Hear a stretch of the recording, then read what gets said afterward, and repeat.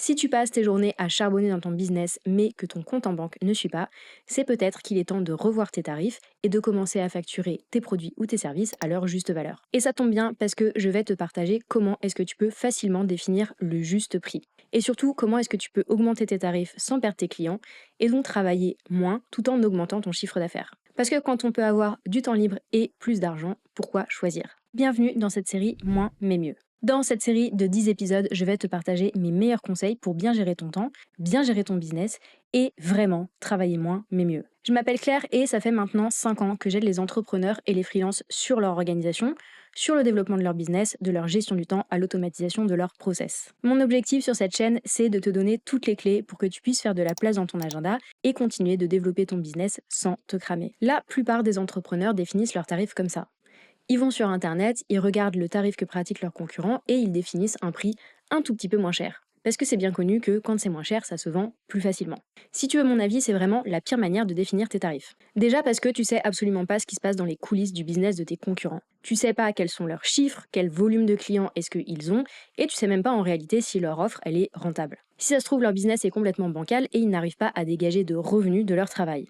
La deuxième raison qui fait que c'est une très mauvaise idée, c'est qu'en pratiquant des tarifs trop bas, tu vas attirer des clients relous. Ceux qui vont te demander 125 allers-retours, qui vont tout vouloir tout de suite, et qui, même si tu te plies en 25, ne seront dans tous les cas jamais satisfaits.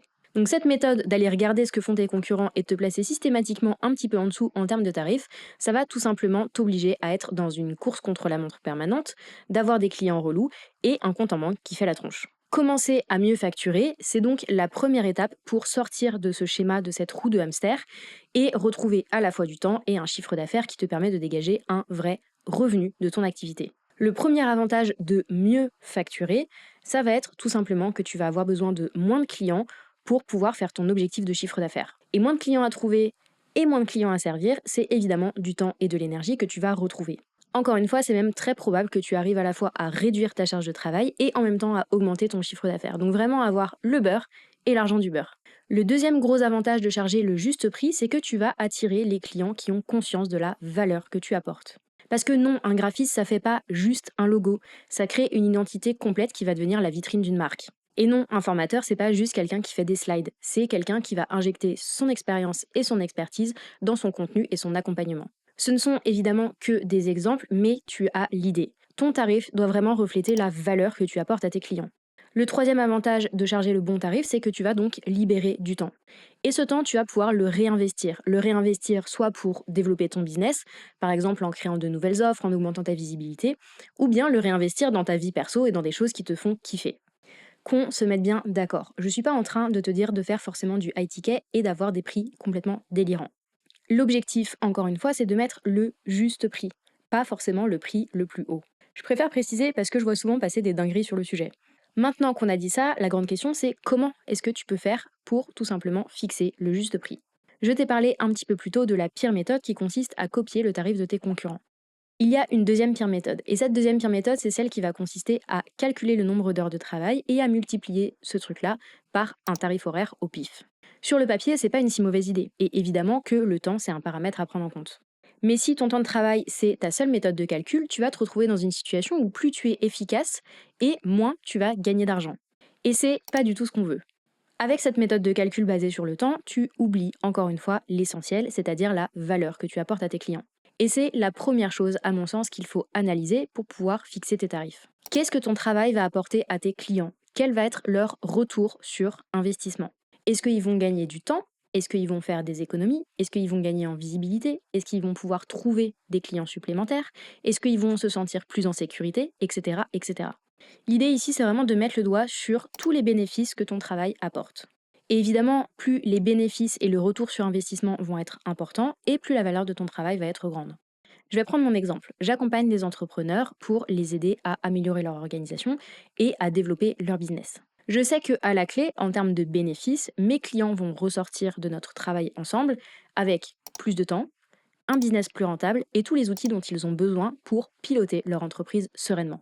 Bref, je les aide tout simplement à devenir de vrais chefs d'entreprise. Et ça, quand on est entrepreneur, ça a énormément de valeur. Ce qui nous amène à toi. Quelle est la valeur que tu apportes à tes clients? Et combien est-ce que cette valeur, elle vaut en euros?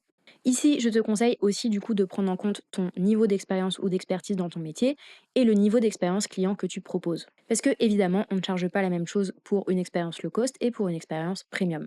Cette question de l'expertise et de l'expérience client, c'est vraiment hyper important parce que ça peut parfois faire passer ton tarif du simple au double.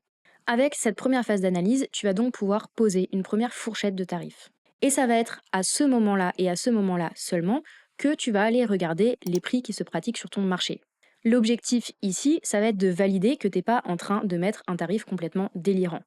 Autant délirant vers le haut que délirant vers le bas. Je te rappelle que l'enjeu, c'est d'arrêter de te brader. Cette toute petite étude de marché, elle va te permettre d'affiner du coup le premier tarif que tu avais posé. À ce stade, tu as déjà normalement mis le doigt sur ton juste prix. Et il va te rester deux choses à faire. La première chose, ça va être de développer un argumentaire autour de ton prix. Pourquoi est-ce que ce tarif est juste pour ton client? L'objectif de cet argumentaire, ça va être de pouvoir faire prendre conscience à tes prospects toute la valeur que tu vas leur apporter. La deuxième chose à faire, ça va être de valider que ce tarif est rentable. C'est-à-dire de valider que quand tu factures ça, tu vas pouvoir couvrir toutes tes charges, y compris ton salaire, et également dégager de la marge. Alors je sais que probablement j'ai perdu la moitié d'entre vous à l'instant où j'ai parlé de rentabilité, de charges et de marge. Parce que pour la plupart des entrepreneurs, c'est pas très excitant de parler de chiffres. Honnêtement, j'ai déjà accompagné des dizaines d'entrepreneurs et je vais te dire une vérité qui se vérifie systématiquement. Un entrepreneur qui ne maîtrise pas sa rentabilité, c'est un entrepreneur qui finit épuisé avec un compte en banque vide. Mon dernier conseil, c'est d'augmenter tes tarifs graduellement pour qu'ils suivent tout simplement ta courbe d'expérience. Et je te propose de faire la simulation dès maintenant. Qu'est-ce qui se passerait pour ton chiffre d'affaires et pour ton temps de travail si tu augmentais tes tarifs de 20% dès cette année? Combien de clients est-ce que tu aurais besoin de trouver?